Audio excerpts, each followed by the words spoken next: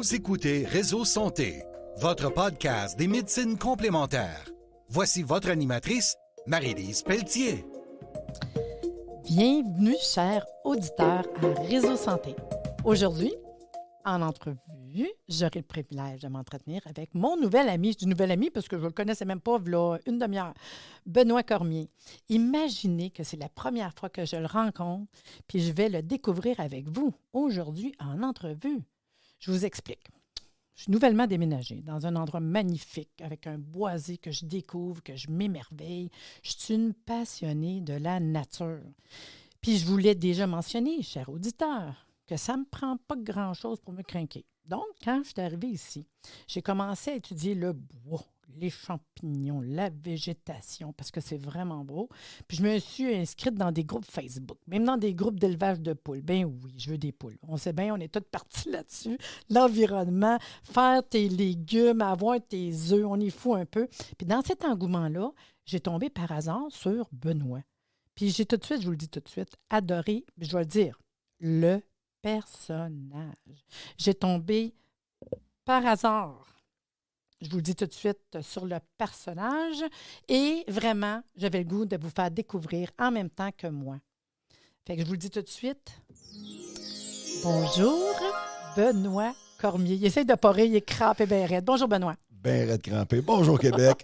Bonjour, Marie-Lise. Comment vas-tu? Ça va. Un passionné comme moi, un passionné comme toi, mais surtout très généreux.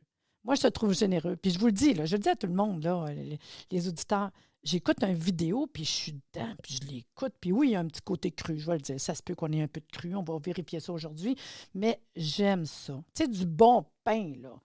Fait que Benoît, hein, premièrement, merci beaucoup d'être venu à l'émission aujourd'hui. Merci à toi. Puis rapidement. Tu sais, j'ai dit, hey, ça te tente-tu? Il dit, ben oui, spontané. Fait que j'ai trouvé ça super le fun. Tu sais, j'ai des questions pour toi, alors, aujourd'hui. Je suis à l'écoute et je suis spontané, impulsif, improvisant. Je t'écoute. Ton histoire, ton cheminement dans le domaine des plantes, des arbres, qu'est-ce qui fait que moi, j'écoute des vidéos sur Facebook vraiment super intéressantes? Tu me fais découvrir tellement des affaires, ça me fait vraiment triper. C'est cette histoire-là que j'ai besoin de savoir pour que les gens ils disent « Hey, on va aller l'écouter nous autres avec ». Explique-moi ton cheminement.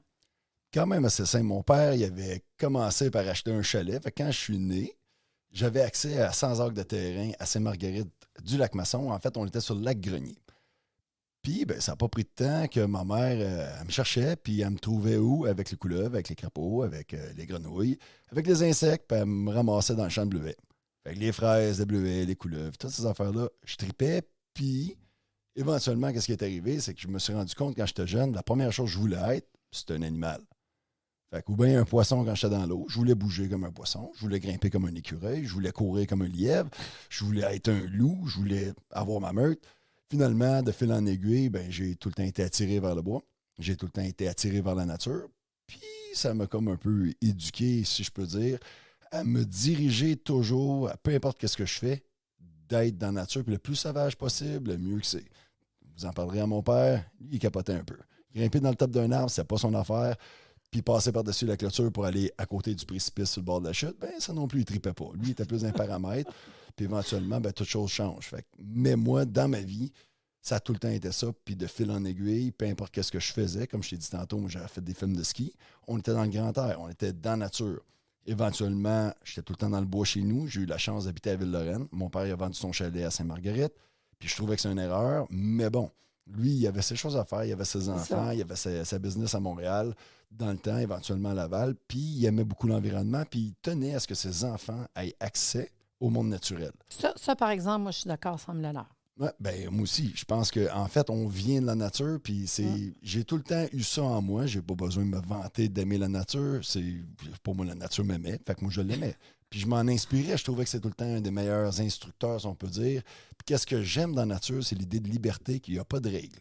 Mais si tu n'utilises pas ton sens commun, il pourrait t'arriver malheur. Donc, c'est comme je dis dans mes vidéos des fois au début, le monde, on s'en va dans le bois, ils vantent. Sachez que ce n'est pas une bonne idée. C'est comme ils te mettent un stop, une lumière à l'intersection, c'est pour te dire que, regarde, il pourrait y avoir une auto qui arrive, sois vigilant. Le trois quarts du monde sans stop, il se rentrait dedans. Donc, dans le bois, ben, c'est tout le temps ça un peu. Je trouvais ça fantastique. Puis dans les films de ski, comme je t'ai mentionné tantôt aussi, c'était qu'est-ce que je trouvais le fun. Il n'y a pas de paramètres. tu es à la merci de la nature, puis elle est forte, puis il y a des choses qui arrivent spontanément.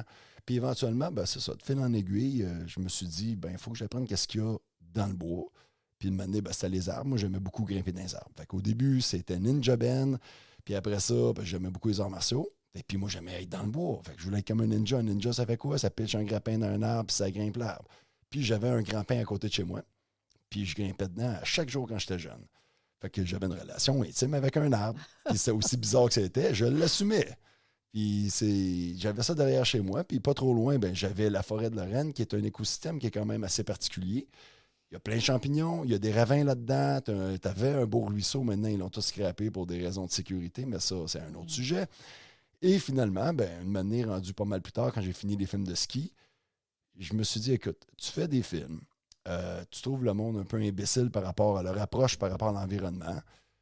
Pourquoi on ne le documenterait pas, puis on ne sensibiliserait pas la planète? On va commencer par le Québec, de ce qui pousse dans notre cour, puis du contact possible avec l'environnement. Puis je me suis dit, un peuple conscient de son environnement est un peuple qui, consciemment ou inconsciemment, va protéger son environnement. Puis je pense qu'on est rendu là. On est de plus en plus conscient. Hein? Ben, une année, puis là, avec le fameux COVID, Oui. ben là, tout le monde a voulu devenir jardinier, tout le monde veut commencer à cueillir, tout le monde veut devenir agriculteur, éleveur. Puis, d'un sens, il y a du positif là-dedans. C'est très intéressant. OK, le côté COVID, on s'entend tous, c'est un peu du beau gros caca. Mais pour le reste, ce que ça peut en faire, ça l'a quand même allumé le monde à se dire, écoute, s'il y a une bombe nucléaire qui tombe à quelque part, puis on n'a plus de transportation pour la bouffe, on fait quoi? Puis au Québec, il y a beaucoup de bouffe. Puis tu sais, je me trouve quand même chanceuse de t'avoir découvert parce que tu es un peu dans le même genre que moi. Je m'en vais faire de la raquette avec mon bois ici en arrière, puis je peux m'arrêter, puis j'étais avec des amis. D'un coup, je dis, attendez, d'un coup, tu vois, sortir un petit peu dans la neige, du thé des bois, pogner un bout de thé des bois, le mettre dans ta bouche, te mastiquer, dire, ah, c'est bon. Puis là, tu regardes, genre, tu sais, tu fais quoi? Mais c'est ça que tu fais. C'est ça que j'aime des vidéos que tu fais, c'est que tu nous enseignes ce qu'on retrouve dans la forêt, dans le bois, les plantes. Moi, j'en ai des quenouilles. Je n'ai jamais mangé de quenouilles, mais là, j'ai écouté ce que tu as parlé. Fait que là, c'était au printemps. Parce que je sais qu'il y a des périodes. Si bon. Oui, je sais, tu l'as dit. Fait qu'au printemps, moi, je vais regarder les quenouilles, puis je vais aller 2 pattes chercher les quenouilles, parce que je veux que le monde sache, parce que le monde, dans le fond, ils ne te connaissent pas, tu sais.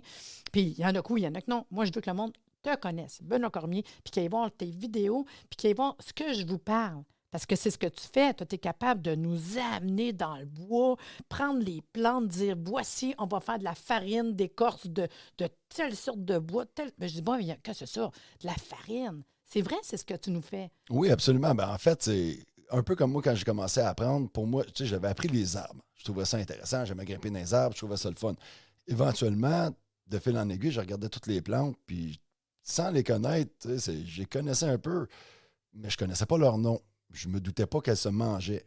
Puis j'ai tout le temps aimé le côté des Amérindiens. Je me dis, quel pouvoir de connaître son territoire, c'est incroyable. Oui. Puis comment ça, je trouve ça inconcevable que c'est pas de quoi qu'on nous apprend quand on est jeune. Je suis pareil, la même affaire.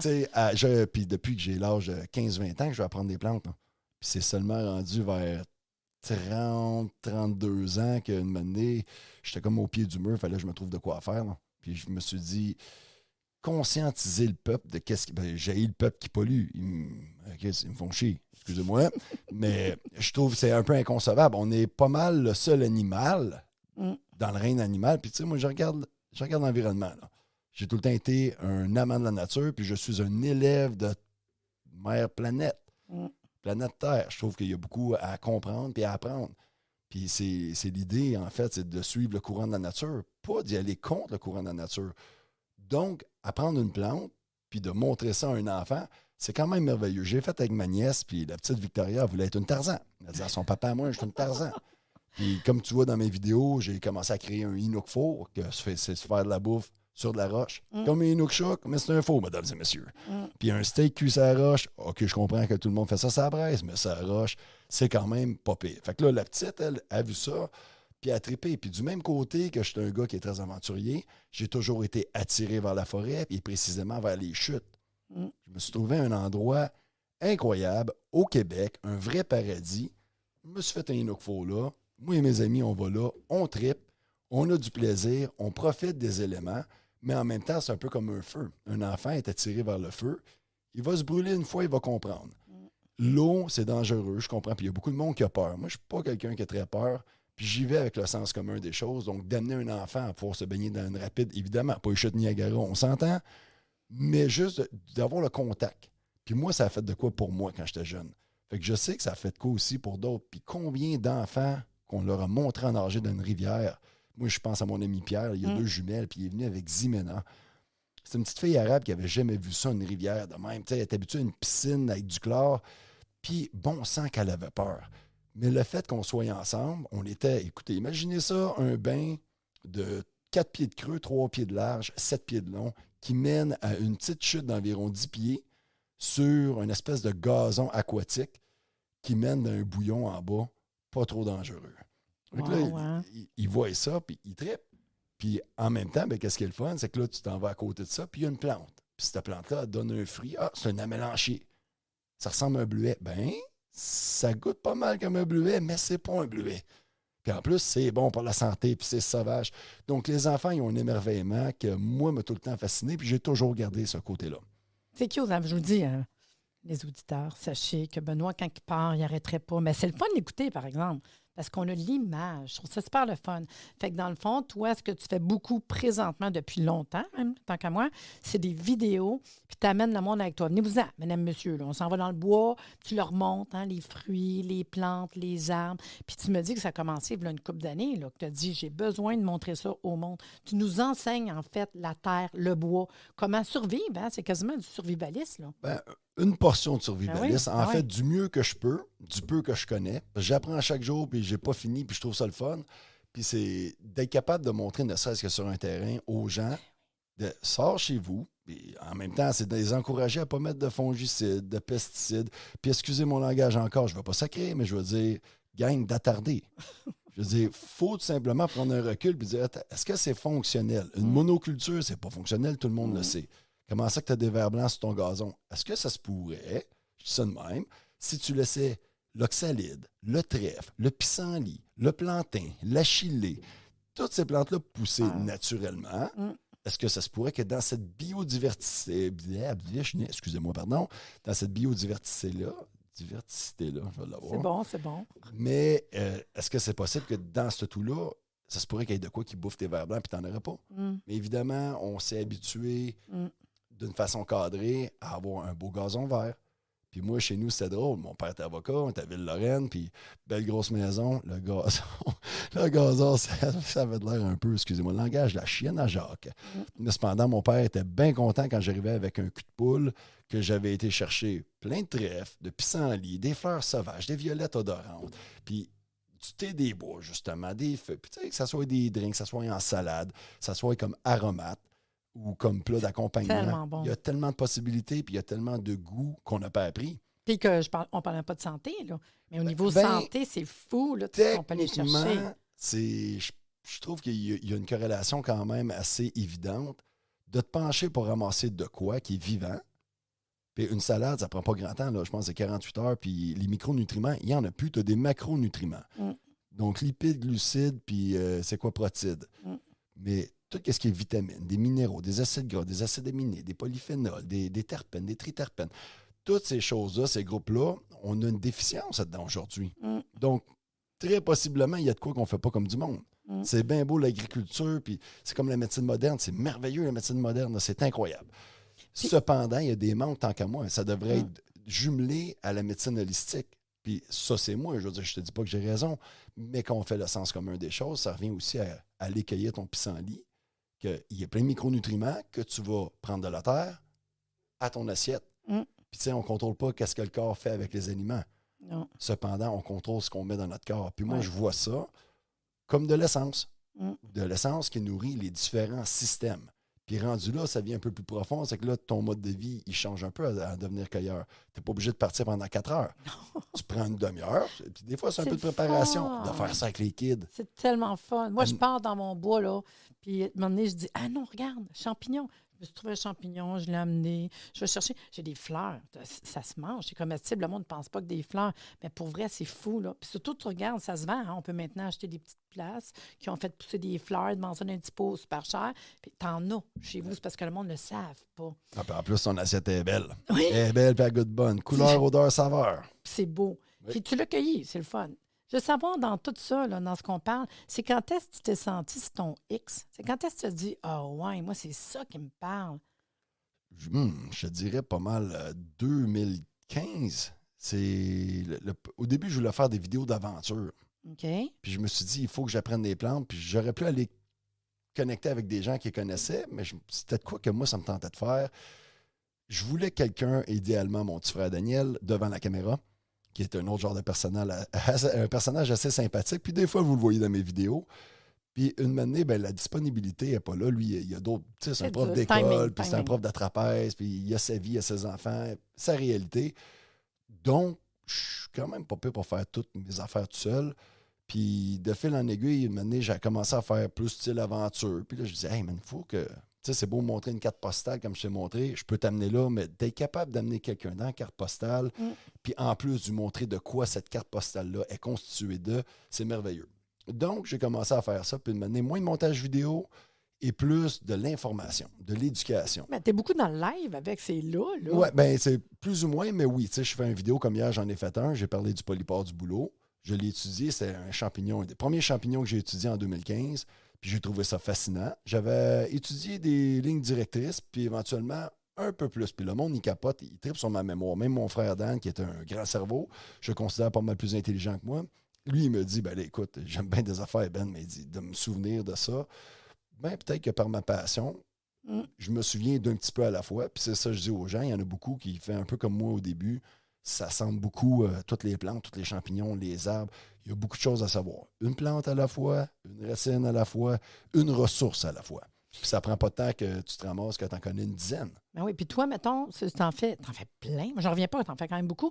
C'est quoi une fois par semaine, une fois par deux? T'en fais quand même souvent, puis qu'est-ce qui te passe? C'est quoi que parce que je t'ai déjà vu que tu me fais une vidéo, tu te dis, hey, je suis dans le cours d'une compagnie, nowhere, tu allais faire je sais pas quoi, chercher je sais pas quoi. Puis tu dis, hey, regardez, là, ils nous amènent en arrêt de la compagnie, puis tu dis, regardez toute la biodiversité. Puis c'est vrai.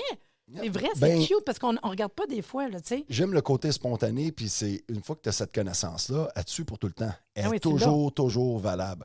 Donc, que tu sois dans un parking, tu peux trouver, regarde, il y a de la prêle à tel temps de l'année. Puis c'est ça qui est intéressant, c'est qu'une année, tu te rends compte qu'il y a des ressources, il y en a à différentes saisons, puis d'une semaine à l'autre, elles varient. C'est ça. Puis je suis rendu à une étape qui est quand même assez intéressante, c'est que je commence à avoir une bonne connaissance, il m'en reste encore énormément à apprendre, mais d'année en année, de saison en saison, je viens presque anxieux tellement que j'ai hâte que telle ressource arrive.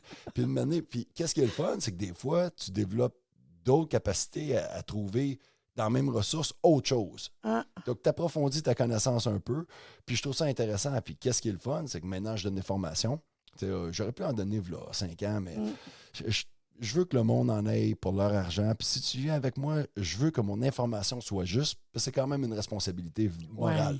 On le sait qu'il y a du monde. Il y a tellement de monde, et puis des groupes Facebook, tout le monde est des professionnels. Tout le monde est juste sur le chaga. Mesdames et messieurs, la saga du chaga, ça en est presque pathétique. Puis c'est cool. Il y a un côté, peut-être qu'une année, j'étais de même. Au début, on est vraiment content. Puis j'appelle ça le principe de la ceinture blanche. On commence, on ne connaît rien. Après ça, ben, une connaissance à un autre, maintenant, on en connaît un peu plus. Mais c'est pas parce que tu connais un peu plus que tu es rendu un expert. Tout le monde est des experts maintenant. Puis dans la vie d'aujourd'hui, il faut que ça se passe vite. Puis la connaissance, c'est étape par étape. Puis des fois, tu peux faire des erreurs. Et dans le monde naturel, mesdames et messieurs, une erreur peut être fatale. Puis admettons, on te regarde, fait que tu me dis pas, là, c'est une fois par semaine? En fait, j'y vais une ressource à la fois. Comme là, cette année... Ben là, l'hiver moins. Ben, exactement, mais comme hier, regarde, il y avait du polypore du boulot. J'ai il vu en ton reste. vidéo. Sinon, là, il y a le chaga, j'avais fait une vidéo il y a 1 an, mais je peux approfondir un peu plus. Donc, probablement que je vais refaire des lignes directrices là-dessus, puis je vais, au lieu de faire une vidéo de 6 minutes, ou je vais peut-être faire une autre vidéo de 6 minutes, mais sur autre chose, sur le chaga. Il y en a beaucoup qui me demandent aussi comment on prépare. Fait que c'est un autre. Comme la farine, là, tu nous fais de la farine de toutes sortes d'affaires. Il y a des vidéos que je monte parce que je l'apprends en même temps. Comme la farine de quenouille, ben, c'est une affaire. Puis on y va comme Là, présentement, c'est moins... Le printemps, ça va Il y venir a moins fou. de choses. Ben, exactement. Et surtout, si je fais une vidéo, j'ai changé un peu le concept des vidéos. Avec les cellulaires, c'est merveilleux. Je suis pas Ben obligé oui. de faire un montage. Je te fais un one take, comme on parlait tantôt, puis je parle d'une plante. Puis évidemment, ben, des fois, il peut y en avoir une qui voisine. Tu sais, je peux te parler du pissenlit. Je sais parce que des fois, tu pars puis tu vas nous montrer quelque chose, puis d'un coup, tu dis oh, regardez, là. Puis là, tu pars à côté Ben, sur d'autres exactement, choses. mais Je trouve ça le fun. mais pareil. comme là, en hiver, si je suis capable de faire une vidéo par semaine, c'est quand même bon. Oh, mais ouais. j'accrois ma connaissance aussi au niveau des C'est ressources ça. l'hiver. Fait que, tu sais, encore là, une plante à la fois, ben là, c'est une saison à la fois. Puis ce que j'aime aussi, c'est que tu te promènes, hein? Parce que tu nous as emmenés en Gaspésie, tu nous as emmenés dans les forêts qui sont complètement différentes. Fait que ça, avec, c'est le fun. Parce que tu ne restes pas juste chez vous. Mais je pense Non. que tu as quand même une prédilection pour la Gaspésie aussi. Ben, en fait, pour le Québec, pour notre planète. Oui, je C'est sais ça bien, qui mais- arrive. Mais qu'est-ce qui arrive, c'est que j'ai eu l'opportunité avec Luc Michael au Pays du Soleil Levant, qui est une compagnie que lui et sa femme Marie-Claude Chapado ont commencé. Elle n'est pas encore active, mais tranquillement, pas vite, on l'a fait connaître via mes vidéos. On invite le monde à venir voir. On commence à développer un peu pour des sites de camping sauvage. Et l'idée, là, avec le COVID, évidemment, ça ralentit. Ouais. Mais lui, il a vu mes vidéos. Il est venu me rencontrer il y a 3 ans. Il m'a proposé de quoi. Puis il m'a montré des images. Puis quand j'ai vu ça, j'ai fait wow! Ah ouais, je peux aller me baigner dans ces rivières-là pour de vrai. Il dit, Ben, c'est notre terrain. On a 150 pieds d'un côté au pont Joe où qu'on a nos fosses à saumon là. Puis quand les saumons y ont passé, tu as le droit de te baigner. Puis de l'autre côté, puis ça, le secret de Marie, ça, c'est sa plage à notre chère reine Marie-Claude. Il t'a une fosse, mesdames et messieurs, là, c'est incroyable. Puis qu'est-ce qui est le fun? C'est que le monde a commencé par mes vidéos, puis surtout si c'était avec le COVID, ils ne pouvaient pas s'en aller nulle part. Il y a énormément de monde qui sont venus en Gaspésie, puis sont venus voir notre projet. Ils sont venus me Il y a rencontrer. plein de monde qui était là. Hein? Ah, ça a été juste phénoménal. Un peu trop de monde tant qu'à moi. Je suis un peu un sauvage. Mais en même temps, il y a quand même eu de la belle qualité de gens. Et qu'est-ce qui a été le fun? C'est de voir la face des gens, de dire on a ça au Québec. C'est ça. Puis le monde aime ça de plus en plus, aller des activités où on est quand même comme très sauvage, parce qu'on s'entend qu'il y en a plusieurs qui ont juste un petit balcon, COVID-19, Ouais. puis qui ont besoin de sortir. Puis dis-moi donc, mettons que pour que les gens comprennent encore plus le fameux Benoît, des petits trucs. Mettons, là, je t'écoute, non? Qu'est-ce que tu donnes aux trucs? Facile. Tu parlais tantôt de pissenlit. Il y en a bien qui regardent le pissenlit, puis il y a tout du stock. 2, 3 trucs que les gens pourraient essayer. Le printemps s'en vient. À un moment donné, là, qu'est-ce qu'on pourrait leur dire? As-tu un truc? Ben, facile. Là. Juste au niveau du pissenlit, là, on sait que je peux vous dire, vite fait de même, je peux vous sortir des Ouais. thèmes spéciaux. La racine, elle se mange. Oui, ça, c'est ça. Donc, quand on commence avec une racine, il faut penser que l'énergie est dans la racine. On arrive au printemps, ça va monter d'un feuille. Donc, quand les feuilles commencent à sortir, c'est le temps de manger la racine. Quand les feuilles pointent dans les airs, c'est le temps de manger les feuilles. Puis évidemment, il y a des principes amers. On appelle ça des lactones sesquiterpéniques, ce qui fait que c'est cholagogue ou cholérétique. C'est pour faire sécréter la bile dans le foie. C'est bon pour le sang. C'est un peu comme un dépuratif. C'est excellent. C'est fort, c'est amer. Maintenant, quand la fleur elle sort, un petit exercice qui est intéressant, tu enlèves chacune des fleurs qui sont sur le pissenlit. On voit ça comme une grosse fleur. Mais le pompon, tu enlèves ça, il n'y a aucun verre dessus. Goûtez à ça. Très différent. C'est un petit truc, c'est un petit détail, c'est une petite approche. Puis sinon, je vais vous dire, l'érythrone d'Amérique, qui est quand même une plante à certains endroits qui est plus rare, mais ne serait-ce que d'en prendre un bout de feuille. Premièrement, vous commencez par l'identifier. Érythrone d'Amérique, c'est un drôle de nom, mais prendre un bout de feuille, c'est comme une feuille qui est mauve et tachetée vert de gris, puis vous goûtez à ça, puis c'est complexe comme saveur, c'est incroyable. Et c'est très savoureux. Il ne faut pas en manger beaucoup. Ça peut être un émétique, donc ça veut dire va vous faire vomir, mais ça peut être aussi utilisable au niveau d'un empoisonnement, que tu en manges plein, puis ça va provoquer des vomissements. Sinon, une petite quantité, souvent dans le monde naturel, quand ça goûte fort, ça sent fort, ça a des couleurs très flashantes, un petit peu, c'est bon, trop, c'est pas assez. Fait qu'il faut prendre la connaissance. Mais quand j'amène le monde dans le bois, et ne serait-ce que mes amis, tu prends une plante qui ont vu toute leur vie, mais qui ont plus ou moins porté attention, la face qu'ils ont lorsqu'ils goûtent, ils font « Mais voyons donc, tu me niaises, comment ça, on ne connaît pas ça? » Ben, c'est ça. Moi, je suis ici pour vous le faire connaître. C'est fou, hein? Ben, Puis, c'est passionnant. Justement, c'est passionnant. Puis souvent, je dis au monde, tu sais, ils vont acheter une salade Messler dans le magasin, mais si tu prends, moi, je l'ai fait souvent, je ne suis pas arroser jamais mes terrains, puis sortir, prendre des feuilles de pissenlit, puis les mettre dans une salade, ça passe inaperçu. Tu mets une salade Messler, personne ne le sait, puis ils mangent du pissenlit dedans. Mais pour la santé, c'est bon. Puis c'est niaiseux, parce que j'ai toujours eu des animaux, puis j'étais longtemps, à un moment donné, à élever des oiseaux. Puis je dis au monde, va te chercher des bouts de pissenlit, la fleur, la feuille, tout. L'oiseau, il mange tout ça, là. Exactement. Nous autres, on dit, si tu vas en donner aux oiseaux, toi, tu n'en manges pas. Ben non. Mais pour la santé, c'est tellement bon. Puis on ne se rend pas compte, en Europe, le monde, il achète les plants de pissenlit parce que c'est pas accessible comme nous autres. Ben, même ici, on a tous vu des Italiens dans les sorties d'autoroute. Ben oui. Ça, pour moi, je suis désolé, mesdames et messieurs, mais ça, faut être un peu épais, là. L'environnement où elle pousse, il va y avoir des polluants, puis probablement des contre-indications. Mais il faut y aller avec la logique des choses. Donc, évidemment, sur ton terrain, s'il n'y a pas de pesticides, puis tu n'es pas dans un milieu résidentiel en plein centre-ville de Montréal, il y a des bonnes chances que ce qui pousse dessus va être excellent. Puis si tu avoisines une forêt, puis qui n'est pas trop polluée, proche d'un cours d'eau qui n'est pas pollué, même chose. Mais ça revient un peu, tu parlais de ta salade, d'aller rajouter des pissenlits au printemps. Il y a souvent le monde, si vous allez voir les vidéos, il y a un format qui est intéressant que j'appelle la salade du terroir. Puis dans cette vidéo-là, c'est que tu prends une salade bien BS, bien normale. Une pomme de... Moi, j'aime beaucoup l'iceberg. C'est crunch. J'aime ça. Mais ça n'a aucun micronutriment. Pour toi, ça ne te rend aucun service. On pourrait dire quoi? Peut-être diurétique parce qu'il y a beaucoup d'eau. Ouais, mais sinon, mais le crunch, fait à base. C'est intéressant. J'aime beaucoup la roquette. Là, on s'entend que même si c'est bio ici et ça, tu ne l'as pas cueilli, il risque d'être dépourvu de micronutriments. Cependant, ça te fait une base. Puis là, tu peux sortir dans ta cour et dans le bois ou dans le champ, puis là, tu as des fleurs. Puis tu peux rajouter des salades sauvages. Les feuilles de marguerite, c'est incroyable. Les ritons d'Amérique, incroyable. On parle souvent, l'ail des bois, le monde, il cueille la gousse. Puis, je blasse souvent les baby boomers. Je veux pas...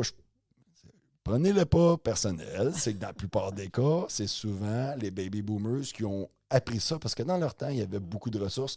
Puis moi, il y en a qui arrivent dans le métal. Ils arrivent dans le métal. C'est pas leur terrain, c'est le terrain d'un de mes amis. Puis j'ai beaucoup cueilli là, puis ils arrivent avec leur pelle. Moi, je cueille les feuilles, je fais attention de ne pas prendre les gosses. Puis juste avec les feuilles, mesdames et messieurs, on peut faire un pesto incroyable. Puis comme ça, on n'arrache pas la ressource. Il va avoir le principe de duplicage. Elle va se dupliquer. Et tu laisses ta ressource-là. Ben oui, puis elle va proliférer. Triste, hein? Puis si on leur donne la paix, puis on cueille juste les feuilles, comme ils font en France, maintenant l'ail des ours, ça a l'air qu'il y en a partout, mais c'est illégal de cueillir la gousse. Je ne dis pas qu'il faut se rendre au stade que ça soit illégal, mais... conscientisons. Exactement. J'ai fait des vidéos, justement, où on montre que la ressource, on peut la jardiner. Et moi, chez nous, j'en ai transplanté chez nous. J'ai commencé à 15, puis là, ça, c'était là 3 ans. Puis l'année d'après, j'en ai 35 qui ont sorti. J'en ai replanté un autre 20. L'année d'après, j'en ai 75 qui ont sorti. Je suis rendu à peu près, je m'attends à 300 cette année. Fait que c'est de conscientiser les gens, de leur montrer la ressource, de la travailler, puis qu'elle soit vulnérable ou pas.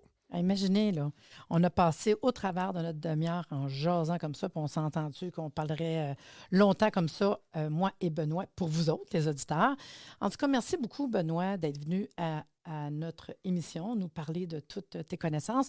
Pour le fun, avant que je termine, te retrouver sur Internet, on met juste Benoît Cormier? Ou... Oui, absolument. Là, j'ai recommencé à mettre des vidéos sur Facebook. Donc, Benoît Cormier sur Facebook. Vous allez voir, je suis un gars qui est quand même assez grand. J'aime mettre chandail, les cheveux longs. Là, en hiver, anyway, vous faites des recherches, vous allez tomber dessus. Je crois que c'est Snowben69, mon nom, si je me souviens bien. Sinon, Benoît Cormier. Juste Benoît Cormier, on voit, là, on tombe facilement. Et sur Facebook, au pays du soleil levant. Sinon, Ben Cormier, en parenthèse, MLP, / plantes, champignons, aromates, c'est mon groupe. Donc, on peut se voir là. Sinon, vous allez voir des vidéos tôt ou tard. Oh, merci beaucoup. Merci à toi. J'espère que vous avez apprécié. Je vous attends la semaine prochaine. Merci de nous avoir écoutés. Soyez des nôtres tous les mardis à compter de 9h30 pour des entrevues avec un invité différent qui saura vous plaire. Si vous aimez le podcast, abonnez-vous pour être informé et partagez en grand nombre.